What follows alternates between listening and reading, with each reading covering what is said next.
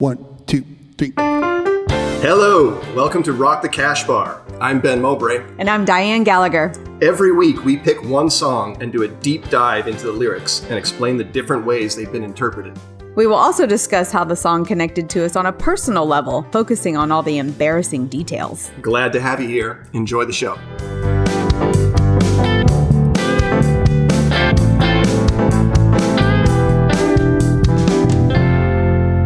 And we're back.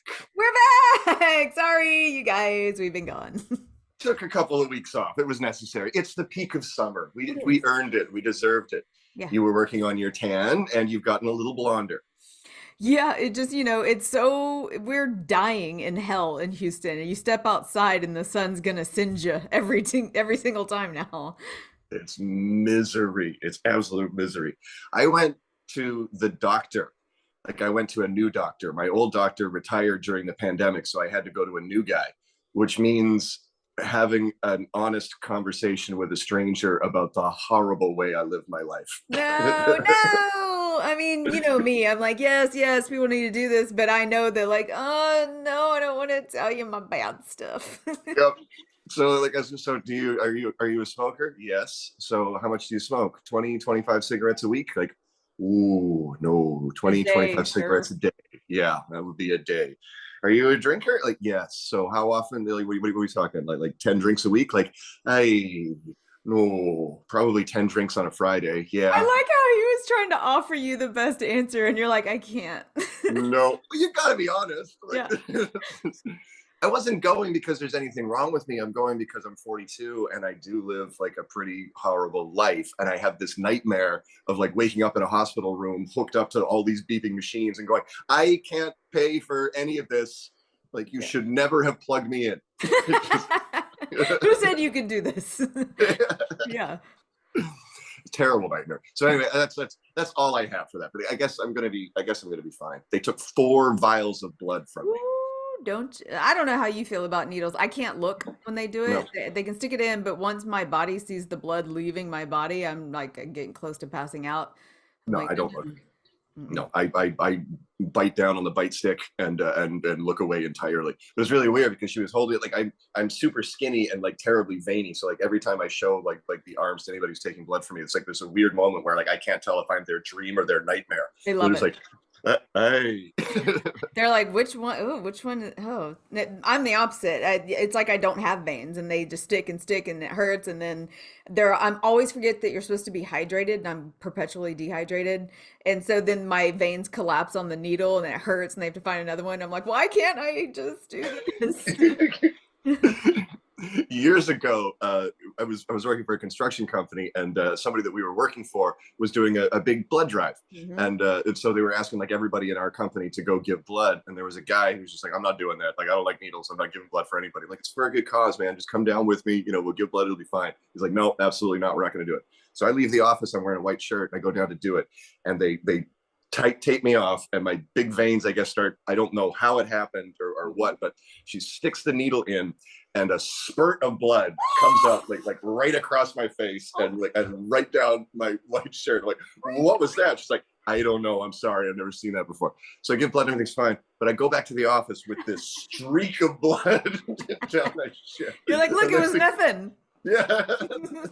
There's a guy who's refusing to give blood, just I told you, man. Yep. Gross. All right. We're going to do maybe a quick one. We're under kind of a time crunch, but we're doing one of my favorite songs. This is a great tune. We're going to do Tracy Chapman's Fast Car today.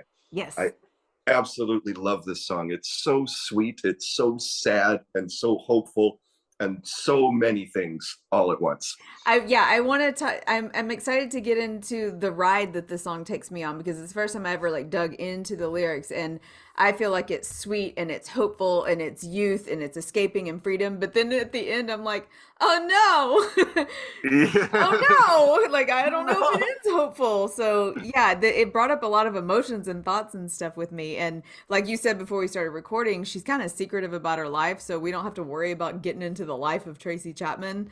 I want to talk about the song, the lyrics, what it makes me feel, and how I felt watching her do this at Nelson Mandela's birthday at Wembley Stadium. It's an incredible story. So, spoiler alert, I think fast car is a metaphor. I really do. Oh, I I didn't make know. that connection. I didn't when I was a kid. This was one of my favorite songs. This song came out in 1988. I was 8 years old, so it's one of like I have a memory of it being on the radio, driving around with my mom and dad and my family, and I just remember really really liking it. And obviously, like it made me want to learn how to play the guitar. Just those Yeah. those that do do do do. It's just such a it's haunting. It reminds me of the was the Buffalo Springfield song that we did, the big protest number that has Neil Young doing that echo part. Yeah. Oh my God, where's my brain? I know. Uh, Don't ask me uh, stuff on the spot on a Sunday morning. It's Sunday morning. We're getting this out at the last minute. it's Sunday morning. I tend to drink a little bit. Yeah. It reminds me of that. The lyrics everybody knows because they're fantastic, and the song is structured. In doing the research, it never occurred to me that everything that I read about this song was quick to point out that there are three long verses before it gets to the chorus. Yeah. Remember, there's that phrase that Jeremy taught us, like "Get to the chorus, don't bore us." Yeah. There was apparently a really long argument about this song, about where to drop the chorus in, because they're like this, it's too much narrative before we actually Mm. get to the hook. And of course, the argument is just like you need the whole narrative. Like if you don't have the whole story before you get to that chorus, it doesn't hit you the way It that it doesn't. should. I'm a fan of setting up a long narrative before getting punched with the chorus that was worth the wait. I like it. Exactly. Yeah. Especially when it's worth the wait the way this one is. Like everybody Mhm. remembers it. Anyway, here are the lyrics. You get a fast car. I want a ticket to anywhere. Maybe we make a deal. Maybe together we can get somewhere. Any place is better. Starting from zero, got nothing to lose. Maybe we'll make something. Me, myself, I got nothing to prove. You got a fast car. I want a ticket to anywhere. Maybe we make a deal. Maybe together we can get somewhere. That's the risk that everybody takes. I know. That's the And risk when you, yeah. I have a misheard song lyric. I always sang this song as "We got a fast car." I thought she was saying "we." I thought they were already kind of a thing and a couple, and we're gonna make this decision. But no, she's approaching him like, "You got a fast car. Let's make a deal." Yeah, just let's get out of here. Any place is better. Starting from zero, got nothing to lose. Maybe we'll make something. Me, myself, I got nothing to prove. Like, I like that. That's You're talking to somebody who really understands her situation, like understands the deal that she's in, understands that she can't make it alone. It's like, okay, I'm going to need a community. I have to form a bond. There's no Mhm. way out of this. Yeah, You I got to fast. can't do this alone. Um, I'm gonna rely. She's straight up like, I'm relying on you. This is a 50-50 thing. I can't do it alone. Uh, Yeah, this is all I'm offering. yeah. Which sounds like it could be predatory and usurious uh, but I don't think that it is. Like I think Um, she's coming at it from a level of emotional honesty. Like she's very realistic about the situation that she's in. I'm gonna need some help getting out of this. yeah. You get a fast car. I got a plan to get us out of here. Been working at the convenience store. Managed to save just a little bit of money. Won't have to drive too far. Just cross the border and into the city. You and I can both get jobs and finally see what it means to be living. You got a fast car. I got a plan to get us out of here. So she's bringing something to the table. Hmm.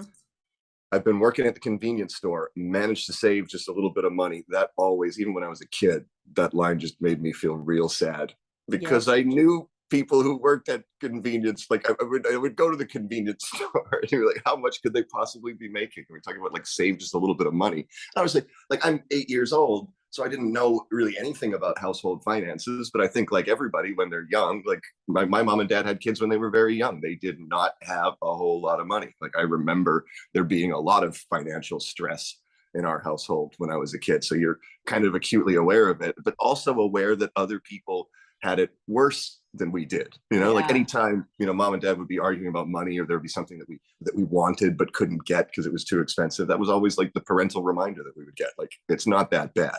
Other people have it a whole hell of a lot worse. And that's not reminding me, like, how on earth can you do anything working in a convenience store? I want to ask you this because I thought about it. Like, I know what a little bit of money and what a lot of money looked like when I was 18, Mm-hmm. working, minimum wage and, Mm-hmm. growing up pretty poor. And I wonder in 1988 what a little bit of money when you're like, okay, we're gonna skip town, I got a little bit of money. What do you think that top amount was that she had? $100. When I was 8 years old, $100 was more money than God.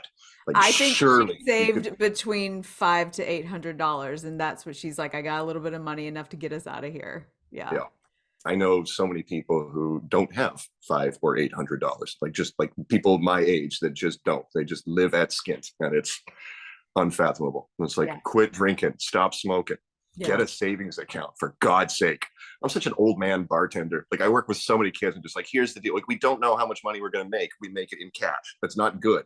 Yeah. The only advantage that we have is we don't know how much money we're making. So just tell yourself you make $20 less. Put that money in your sock drawer, take it down to the bank, open up a savings account. That's $100 a week. That's $400 a month. Like before long, you have actual money and you don't have to worry. Like every time you get a flat tire, it's not a panic. Yes. You don't have to rely on credit cards like I did. I was just like, I was good at saving. I had this amount that I would put away and like, don't touch it, don't touch it. But then I would also have one credit card to be like, in case shit happens, you know? I got a bet. Like I'm good at saving, but I'm also really good at causing trouble.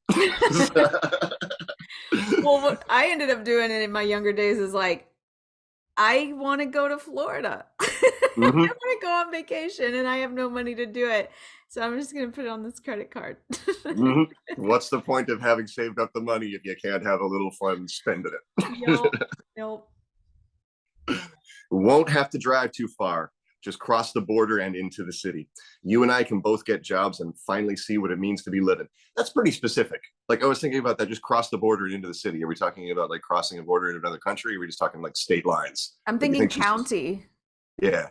I always thought of it like okay, so they're like in Philadelphia and they're thinking about moving to New York or something like that. Maybe. That was always in my head. Which is so crazy when you're, as an adult, we're looking at like, don't go to New York City, it's so expensive. That's not where you go. You're gonna bleed money. This is a bad plan. You can live in Yonkers and take the train. I Yes. have no idea how far Yonkers is from New York. I don't know. Don't at me.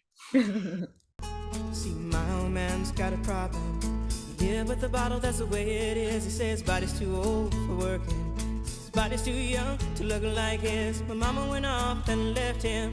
She wanted more from life than he could give. I said, somebody's got to take care of him. So I quit school and that's what I did. See, my old man's got a problem. He lives with the bottle. That's the way it is. He says his body's too old for working. His body's too young to look like his. That was always so vivid in my head. Yeah. It connected to me because my dad was that guy. My mom says she remembers like when he was a teenager, like he was perpetually old and tired. Like people would ask him when he was like 20, like, how's it going? What's going on? He's like, tired, just tired. Yeah. And my mom was probably like, he's lazy. Oh, he ain't tired. He's lazy. Like he was always old and tired his whole life. And that line always struck me. And I just saw my dad when I hear that. What I would see, I grew up in the middle of nowhere in Canadian farm country, right? So when the winter would come along, the farmers don't have anything to do. They just got to feed the horses and the cows, and that's it. Like they're literally kicking their feet up for the whole, 8 months of winter. So we would go to this to our hockey rink where basically you live when you're in rural Canada, and there was a curling rink in the hockey rink with a curling lounge that had a bar, and that's where the farmers would spend their winter. And I was not allowed to go in there. Oh. Curling was a dangerous and strange thing to my English mom and dad. And the idea of these men just spending the winter getting hammered out of their gourds, rolling ice rocks. You are not getting in that habit. Do not go watch that. It's such a bizarre sport. It's so weird. When I was a kid, that was my den of sin. Like that was that's immoral. Curling is evil. It's almost like the drunks at the bowling alley in a way. I don't know. It's exactly like that. Yeah. My mama went off and left him. She wanted more from life than he could give. I said, somebody's got to take care of him. So I quit school, and that's what I did. I wonder Mhm. how long. So this song starts where she's like, okay, well, did dad die? Or she's like, I done taking care of you. I'm out. Like she's bailing on her dad. She's leaving old drunky dad alone and leaving. I think she's just like, I'm done. Yeah, I think so too. I do think that he's still alive, and I do think that she's leaving him. I think that's the goal. It's just like, this is hopeless. Mom was right. I should have gone with her. Yep. You, And time to think about me. mhm. You got a fast car. Is it fast enough so we can fly away? We gotta make a decision. Leave tonight or live and die this way. You got a fast car. Is it fast enough that we can fly away? We got to make a decision. Leave tonight or live and die this way. Best line of the song. And she says it again later, and it means so much more later. But Mhm. that's such that pivotal fork in the road moment of you can almost see her telling this guy who she's probably having to talk into it. He's like, "What?" And she's like, "We do it now or we live like this forever." And that's like, Yeah. okay, okay. Mhm. Right now, rubber meets the road time. Tonight. And then the great chorus. So remember when we were driving in your car, speed so fast I felt like I was drunk. City lights lay out before us, and your arm felt nice wrapped around my shoulder, and I had a feeling that I belonged. I had a feeling I could be someone, be someone, be someone. So remember when we were driving in your car, speed so fast it felt like I was drunk. The city lights lay out before us, and your arm felt nice wrapped around my shoulder, and I, had a feeling that I belonged. I had a feeling I could be someone, be someone, be someone. Oh man, oh, love so that good. chorus. Want to live inside of it. Oh, I just wanted to, I would drop my voice to just sound like her and sing like her. It's I just love the tempo of City Lights lay out before us and your arm felt nice wrapped around my shoulder and yeah, it's so can you feel that? That person who's escaping their horrible life for the first time and that Yeah, freedom. And I can't imagine this car being anything but a convertible. Probably for couldn't sure. afford that. But yeah, it not only the city lights lay out before you, but you're feeling the wind, his arms around her, and she's like, I am fucking doing it. I am free. Yeah. So many of my happiest memories are driving in a car with somebody, singing along, city lights spread out before us. They're just On an driving adventure. home, driving, like it's always. I don't know if this song kind of like made those memories for me. Like Mhm. because if loving that chorus kind of made me savor those moments when I experienced them, or if it's just such great songwriting, it's just like, no, that's just a natural thing for human beings. Like Yes. it's a moment that we share with somebody, and she's written a verse that crystallizes it. Yeah. And this is the kids today are different. Phones have changed everything. When we were kids, could not wait to get that driver's license and have freedom. That's how we got out of the house. That's how we saw our friends. That's how we went on adventures. But I think we talked about this before. Kids nowadays aren't jumping to get their license all the time because they're all their friends are right here. And they're like, my Yep. friends are here. I don't have to go see them. They're right here on my phone. I'm talking to them. And I'm hanging out with them right now. That's the strangest thing. My best friend Craig has a teenage boy, and it's like it's like he'll call me. It's like, it's amazing. Like Max doesn't want to go anywhere. Like he's just sitting in his room, but he tells me he's hanging out with his friends. Like it's yes. And they don't have that freedom that we have when we finally got that license and a little bit of money because we started working our jobs and like could drive to Galveston for the first time. And that's what I picture just me is like, oh my God, oh my God, I'm not a child anymore. I'm free. Let's just go. Let's just go. And yep. so good. So good. There was a brief moment in my late teenage years where I didn't have a pager, I didn't have a phone. If you wanted to get a hold of me, you would call the payphone outside of the Waffle House. Wow. Yeah. God, I mean, people would probably see that as so restrictive. And I'm like, take it all away and see how good it feels because it actually feels good. I am so addicted and obsessed with this thing. But there have been times when I didn't have it or it broke and I didn't have it. And I was like, this feels so good. Like I was just released from prison because it's also a prison. Yeah. My dream is to go buy an old flip phone that has no smart capabilities whatsoever. Give my phone number to you and my mom, and that's it. Like I'll have the smartphone in the morning when I wake up and before I go to bed, but I'm walking around all day unburdened. If I want to read the news, I'll get a fucking newspaper. It will not be forced upon my eyes every second of the day. I was thinking, or something. I forget what, I don't know where the thought came to me. It wasn't my own, but like I think part of the reason why I'm going so crazy is because the news is infinite now. Like it used to be, like you read the newspaper and once you've read it, it's done. You're caught up for the day. Like there's nothing else for you. But now you can spend all day obsessing over it, and it's breaking me. It's awful. It's breaking everybody. You got a fast car. We go cruising, entertain ourselves. You still ain't got a job, and I work in a market as a checkout girl. I know things will get better. You'll find work, and I'll get promoted. We'll move out of the shelter, buy a bigger house, and live in the suburbs. And this is where I start losing hope, because you're not getting out of the shelter, lady. She's still hopeful here. It's not until the final verse where the hope, I think, is gone.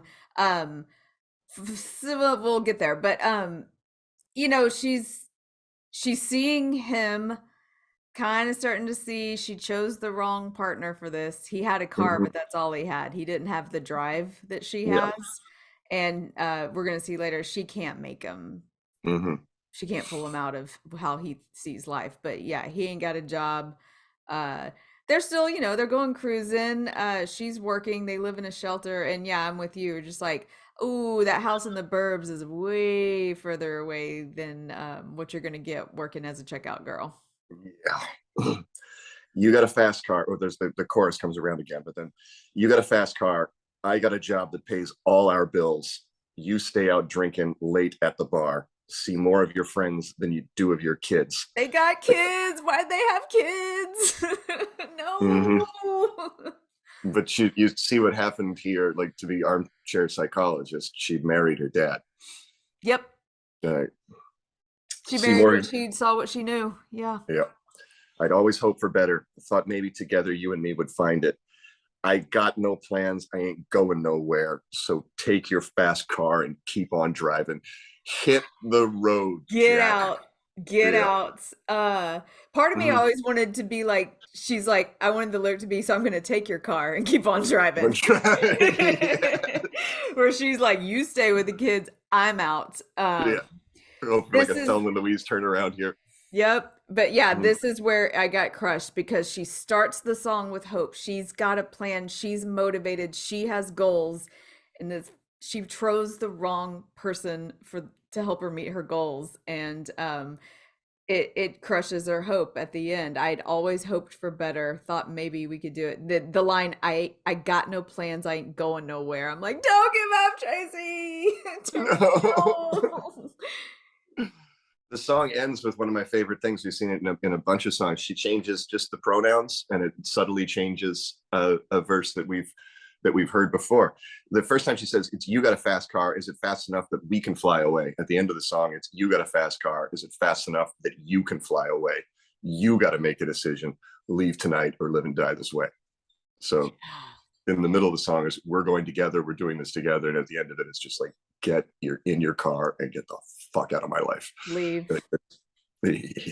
I've always wanted the sequel to this song. I wanted the sequel where she figured it out on her own and was successful. I did for the longest time. Like Tracy Chapman had a couple of hits, but her biggest one is obviously Fast Car, and then probably the second biggest is Give Me One Reason to Stay Here. So good. Yeah.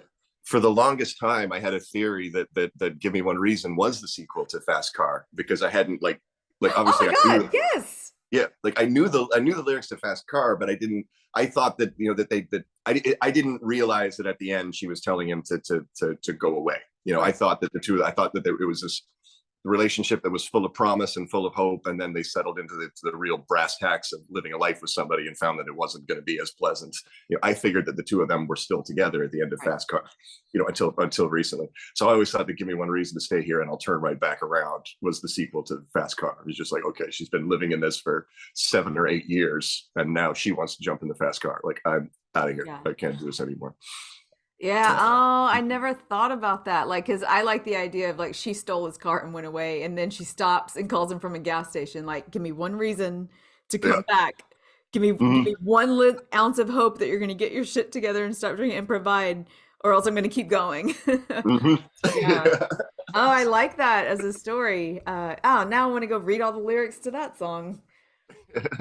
That would have been so cool if like her whole every song that she had from there on out was just continuing this one story from Fast Car throughout her whole Yeah, life. Yeah. yeah, she's got this great character and, Yep. and a great metaphor. It really would be something. She has there's not a whole, she's a very private person, Tracy Chapman. That's what I found out this week doing research on her. She's very guarded. She doesn't talk about her personal life. She's never. She had one alleged relationship with a woman, so the rumor is that she's gay, Hmm. but she doesn't. She's very pointed about, like, I have my personal life and I have my professional life, and keeping them separate keeps both of them healthy. You know, like, she Good. can be Tracy Chapman in public and then be whoever Tracy Chapman is in private. But the little bits that aren't known about her, she was born in Ohio. Her mother bought her a ukulele, despite the fact that they didn't have a whole lot of money. So that's where she learned to play. And she went to Tufts University. She's a smart girl. Yeah. So she's very quick to, because she's honest about it. And she goes, like, Fast Car is not autobiographical. Like, there was definitely this idea that they wanted to sort of sell her as this as a, you know, a poor struggling working woman, to the degree of Fast Car. She's very quick to point out, just like, no, I got a scholarship, I have a college education, I got a lot to fall back on. Right. I'm not the character in the woman Fast Car. She does make that very clear.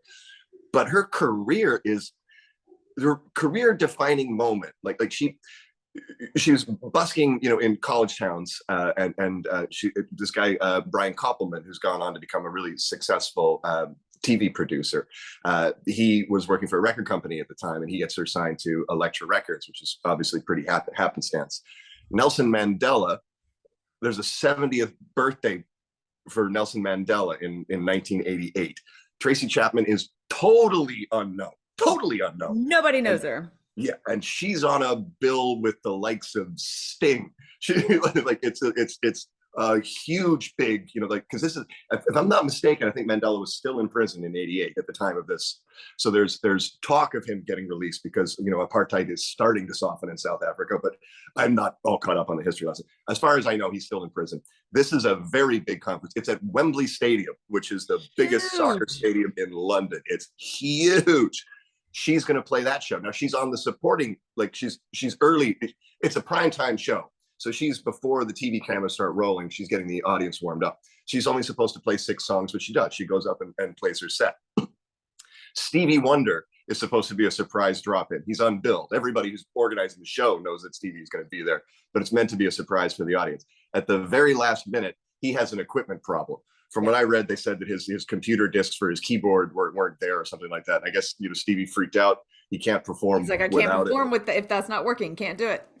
Somebody's got to go out there. So they pick Tracy Chapman, and Tracy Chapman goes out just with her guitar. She doesn't have a band or anything with it. She goes out and she plays Fast Car to 80,000 people at Wembley Stadium on Nelson Mandela's birthday, for Nelson Mandela's birthday.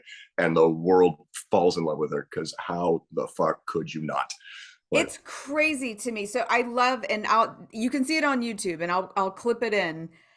They don't know who she is. This isn't a popular song yet, and this song is a crowd silencer. Can you imagine going out, being unknown, and just acoustically playing this one song that nobody knows, and you have Wembley Stadium's attention?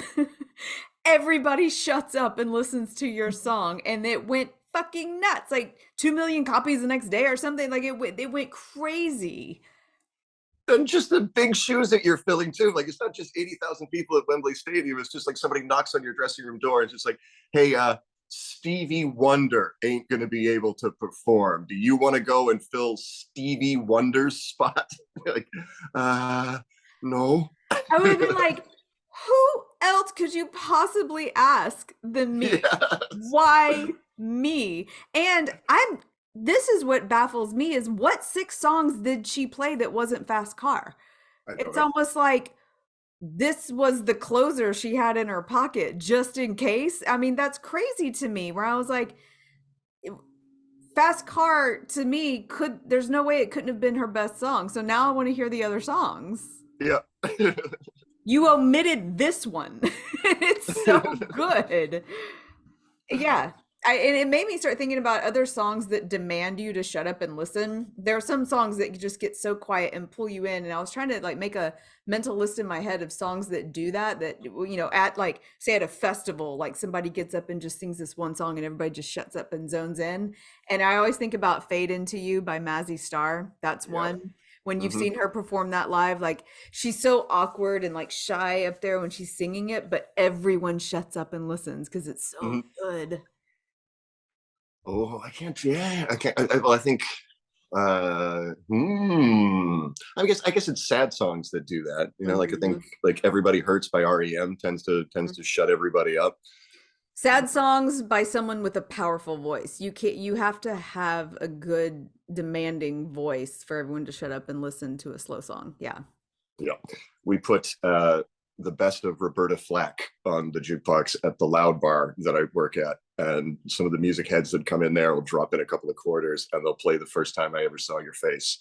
Oh wow. What that song just gets to me. I don't know why. I mean, it's the power of her voice. It's the beauty of the lyrics. Like it's the slow pace. It's just everything about it just gets me right in the heart.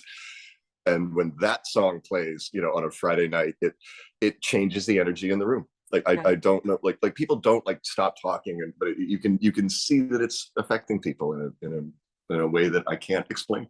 Yeah.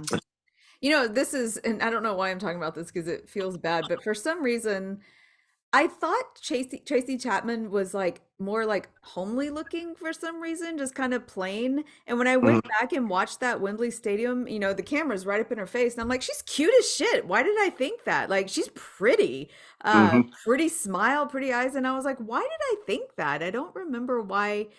Like, did they try to, and maybe I was just like thinking about the song, like someone who's like struggling, and maybe I like made up this image in my head that she wasn't a good looking girl, and I went back and watched it. I'm like, she's beautiful. Why did I think that? For work.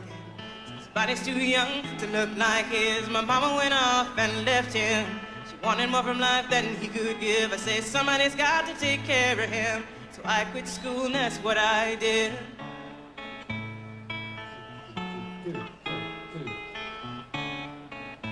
Mm-hmm. She's really striking. I don't know. I guess because I think you're led to believe it because she talks about living in a shelter and, Yeah. and being dirt poor. So I think you're picturing somebody who's Down on their homeless, and luck. struggling, and Usually gorgeous people aren't down on their luck, And exactly. I think I was thinking of Tracy Chapman as the character in this song, but she's not.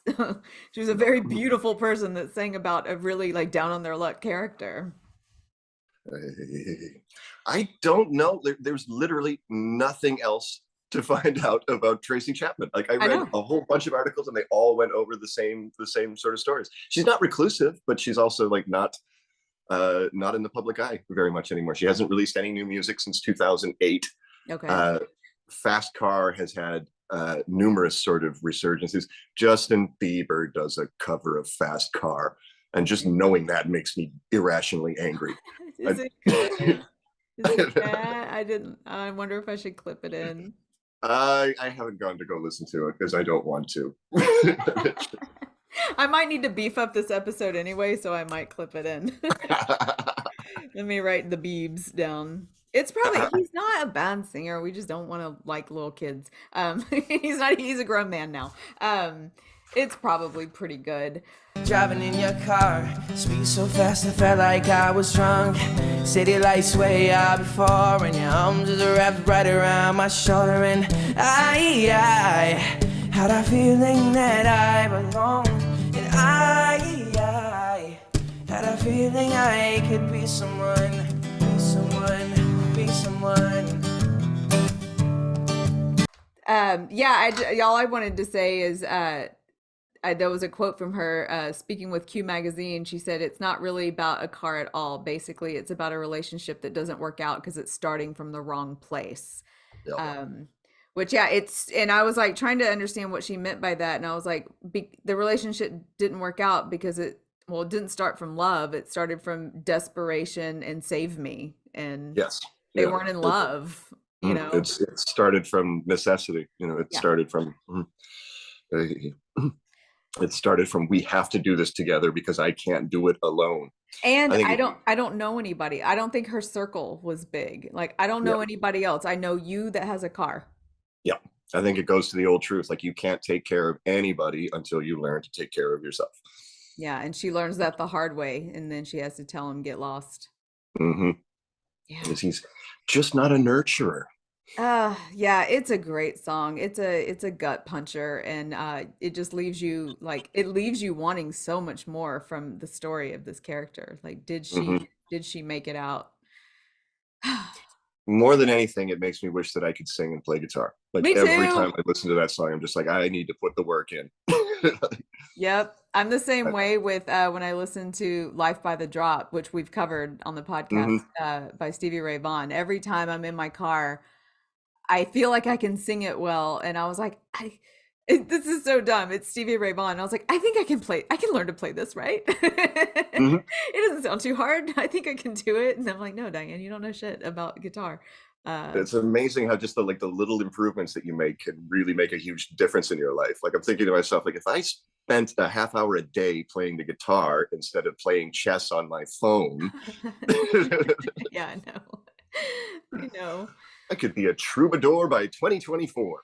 Yeah, it's never too late. You know, Andy Huggins just did a special at 72. It's never too late. Don't give up. Talk about it. How was it? I wasn't there. I heard it was fantastic though.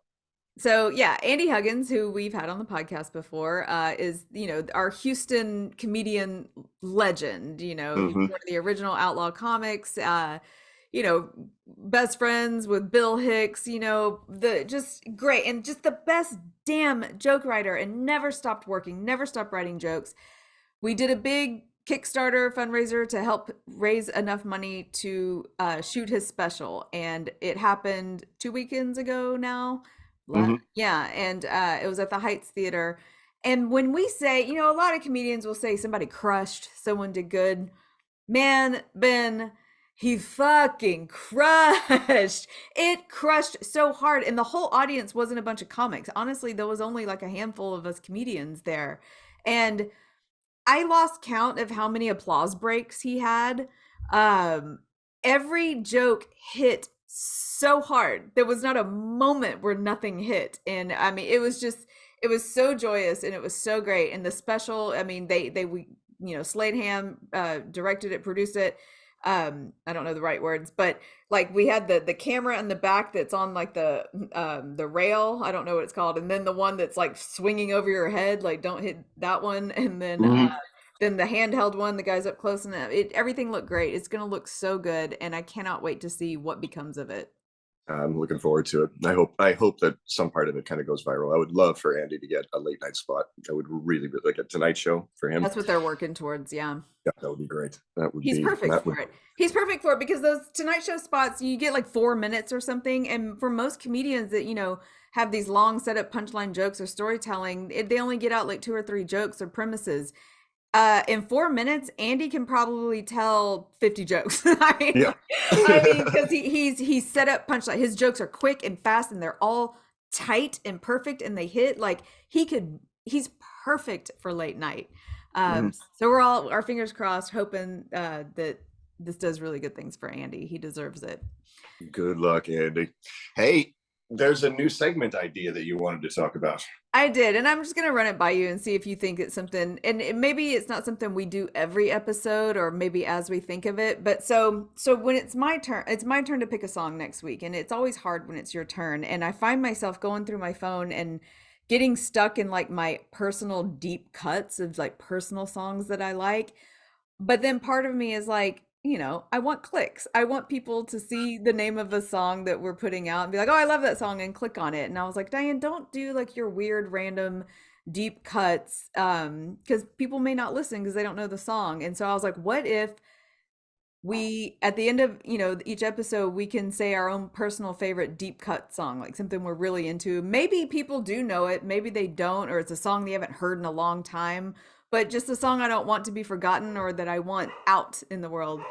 Sorry, my dogs are barking. Corbin just No got worries. home. So I don't know if you think you have enough of those in your pocket that you'd want to share one at the end of each episode, or Sure. Yep. I'm sure I could. Yep. Absolutely. I yeah. listen to enough like strange stuff for sure.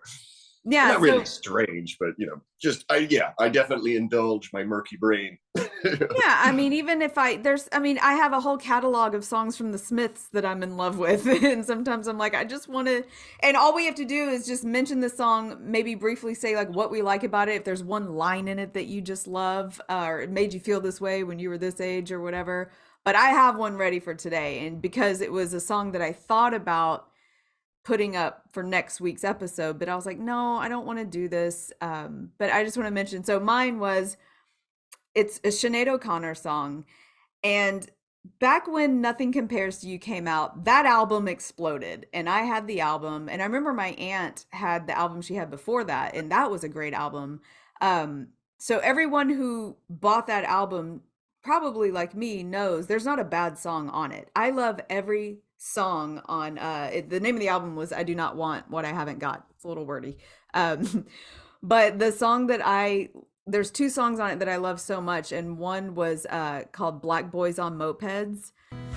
England's not the mythical land of Madame George and roses. It's the home of police who kill black boys on mopeds. And I love my boy.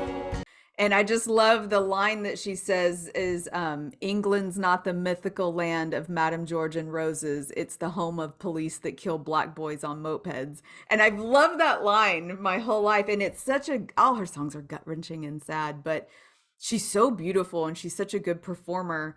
And then there was another one called Last Day of Our Acquaintance, which is such a wordy marble mouth like song. But it starts off so slow and it's so sad where she's talking about going to meet her husband to get a divorce at an office. This is the last day of our acquaintance. And it's so sad. But then at the end, you realize it's not sad. She's happy. Like the song just like kicks in with her acoustic guitar. And then she's like, this is the last day. And it like the drums kick in. And it's one of those like, whoa, shit, this song just got really good. I'm torn, but you won't listen to me.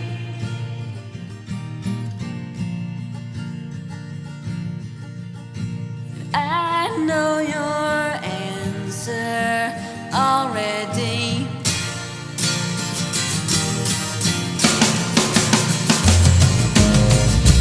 This is the last day of our acquaintance. Oh, oh, oh. I'm taking me for granted.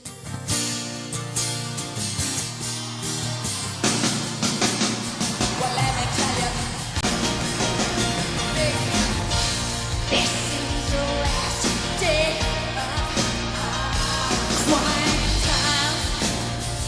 Oh, I will meet you later, somebody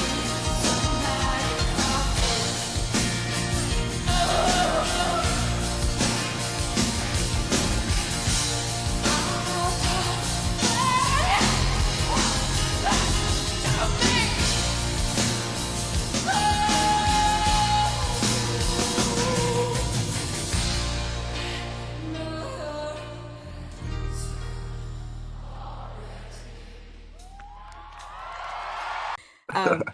So anyway, I just went down a Sinead O'Connor rabbit hole the other day, and so my personal deep cup favorite this week is I'm just gonna go with Black Boys on Mopeds. When she tore up the picture of the Pope on Saturday Night Live in the early 90s, like I just remember that being a huge big scandal, obviously, because you only heard the one side of the story. Like, how could this woman tear up a picture of a man who's so important to so many millions of people? Why would NBC give airtime to somebody to basically just shit on, people's religion? I don't ever remember, I was 11 or 12, I think, at the time. I don't remember reading a single article or hearing a single person ever even address why she did it. Like the assumption, if I remember right at the time, the assumption was just that she did it to be a rebel iconoclast. She I wanted thought it had to something to do with. Go ahead. That's exactly what it had to do with, but I don't ever remember hearing anybody talk about it at the time. Like, I don't remember anybody saying like, no, she did it because the Catholic Church is covering up centuries of child sexual abuse. Child sexual abuse. And I was like, why couldn't we have made that more clear? Everybody, I mean, it kind of ruined her career. People just shit on her, like, fuck you, you're out. And I was like, so are we all pro little kids getting sexually abused? Like, we should have been rallying behind her. Like, something clearly needs to be done about it. And to be, the Pope was in my hometown last week. The Pope was in Edmonton, Alberta, on a apologizing tour. He was apologizing to First Nations. There were things called residential schools in Canada where they took Native American kids and they basically force-fed them religion and took away all of their traditional clothes and took away their language and everything. And huge amounts of, like, crazy amounts of neglect that resulted in the death of hundreds and hundreds of kids over the course of generations. So the Pope was in town apologizing for that. So progress is being made. I guess what I'm trying to say, I'm sorry to go down the rabbit hole with it, but anytime I think of Sinead O'Connor, I think of her tearing up the picture of the Pope and not knowing why. Like, I just remember just being like 11 years old and thinking, well, yeah, that is a horrible thing to do, and being mad at her. And not until you get older and you read more about it, you realize, like, no, this is an artist doing the only thing that she could to get the message out. You know, if she'd come out and had a long-winded 1,000-word essay about what was going on, nobody would have read it. She tore up the picture of the Pope so people would talk about it. Yeah. Yeah, and I think it's just one of those things. Times are different now. You can do that now and people will listen. Back then, nobody was ready to hear about, they're like, keep it under the rug. It's where we like it. We know it's awful. We're not ready to address this. It was just what the world was at the time. Instead of addressing it, they're just like, they do what people do, is just put their fingers in their ears and like, you shit on my religion. Yeah, it's the whole like, you're kneeling during my flag and I'm not going to listen to why. It's the same thing. Exactly. Listen to why. God damn it. Okay, so we'll see. Just keep that rolling in your mind. If you think of a song that's like a deep cut that you love, and then we can clip it in and see if people are like, oh, I remember that song, or oh, I've never heard of that song, I want to go look at it now. I certainly will. I don't think Jeremy connected, not that he couldn't connect Tracy Chapman. He hasn't. He was busy as well. He was excited because she's from, Ohio. He's like, hey, local girl, I know this, but he had a busy week and he's like, and I forgot. So he probably knows Tracy Chapman and doesn't want to tell us. I know, right? Okay, so next week, I'm going to tell you who we're doing. I don't know what song yet because I gave myself the hardest task in the world because I want to know more about Bob Dylan. Okay. So we're going to do a Dylan song. I'm going to make a choice hopefully by the end of the night tonight because obviously I know Dylan's written every song I've ever loved and someone else has sang it. But he's so good and all of his songs are so good. And I'm just trying to pick the best one, which I gave myself a grueling project here. And if you can help me, if there's one that you love and you think it'll be fun, you can definitely add your, tell me what you think. But I also, I want to watch the movie. I want to dig into the documentaries. I've gone my whole life not knowing enough about Bob Dylan and I want to change it now. Deal. Tangled Up in Blue, Hurricane. Okay. Obviously, I have a real soft spot for Lady Lay. Sorry, what'd you say? I said I've got a real soft spot for Lady Lay. Okay. All right. Lay across my big braille's beard. Text me some of your favorites, and then we'll start narrowing this down. We're gonna figure it out. But we're getting Bob Dylan the following week. Just don't know which song. Excellent. It's a surprise. I've always been scared to get into Bob Dylan. I always joke with people, it's just like, there's just too much. Like, where do I start? And every time I say that to some music head, there's just like, at the beginning, you moron. Go buy his first album. My favorite thing in looking is how many songs I was like, oh, I didn't know Dylan wrote that. And really, that was just one big one. And this is how dumb I am about Dylan. But I was like, oh, so Garth Brooks didn't write To Make You Feel My Love. I know that now. My favorite thing about Bob Dylan is how he's not playing like stadiums or arenas or anything like that. He's not even often not playing big cities. Like, he's at the county fair in Davenport, Iowa. If you look at his tour schedule, and you're just like, it's just small towns. Like the joke is like, you're not going to see Bob Dylan. Bob Dylan is coming to see you. I love it. That's great.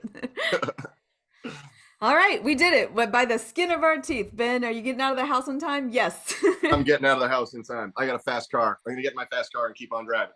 All right. 1, 2, 3. Rock the Cash Bar is produced by Diane Gallagher, music by Chuck Savage and Eddie Hawkins. Special thank you to Jeremy Essig for 6 Degrees and to Sarah Wessling for the Guilty Pleasures vocals. Our website is rockthecashbarpodcast.com, and there you can find links to our Spotify playlist and to our Patreon. Thank you for tuning in, and we will see you next week.